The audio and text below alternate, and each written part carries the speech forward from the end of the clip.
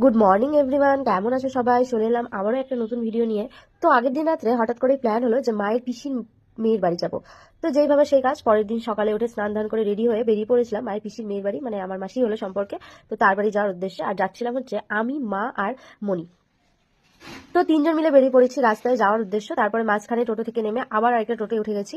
আর এখানে মনি মানে হচ্ছে আমার দিদা, মানে মায়ের মা। তো তিনজন মিলে যাচ্ছিলাম, তো মাঝখানে আরেকবার টোটো চেঞ্জ করতে হয়, তো টোটো চেঞ্জ করে আবার যাচ্ছি। আর যেতে যেতে মাঝ রাস্তায় মায়ের পিসি দাঁড়িয়েছিল, মায়ের পিসিকেও নিয়ে নিয়েছি। আর দেখো ওয়েদারটা কি সুন্দর, যেহেতু এখন হালকা হালকা শীত পড়ে গেছে, আর তাই গায়ে হালকা হালকা রোদ পড়লে বেশ ভালোই লাগে, আমার তো খুব ভালো লাগে। তো ওয়েদারটা এনজয় করতে করতেই যাচ্ছিলাম। আর এখানে মায়ের পিসি মানে হচ্ছে দিদা আমাদের জন্য চপ নিয়ে এসেছিল।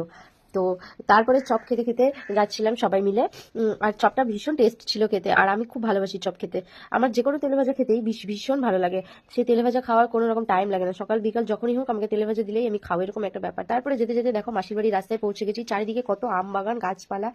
যেহেতু গ্রামের বাড়ি, আর মায়ের পিসির মেয়ের বাড়ি হচ্ছে লক্ষ্মীপুর, মিল্কির একটু আগে। তো এখানে মাসির বাড়ি পৌঁছে এসে দিদা এখানে বসে বসে সবজি কাটতে বসে গেছে, আর এখানে সবাই গল্প জুড়ে দিয়েছে। আর এখানে এসে দেখি পুচকি খেলছে, তারপর ড্রেস ফ্রেস চেঞ্জ করে চলে এলাম ছাদে।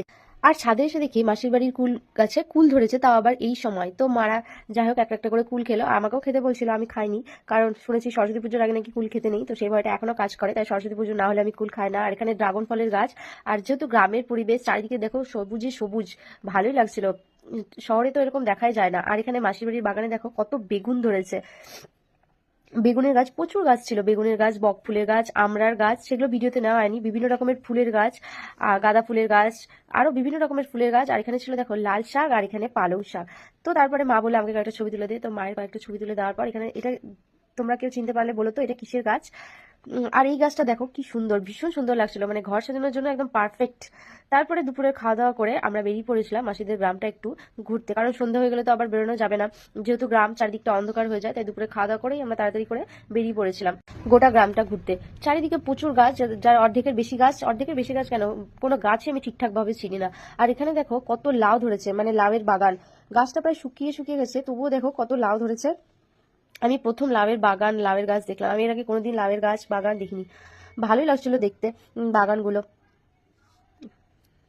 আর এখানে মা আমাকে দেখাচ্ছিল যে এটা এই গাছ, এটা ওই গাছ, যদিও আমার মাথাতে অর্ধেক ঢুকলেও কিছুটা ঢুকেও নি মাথাতে।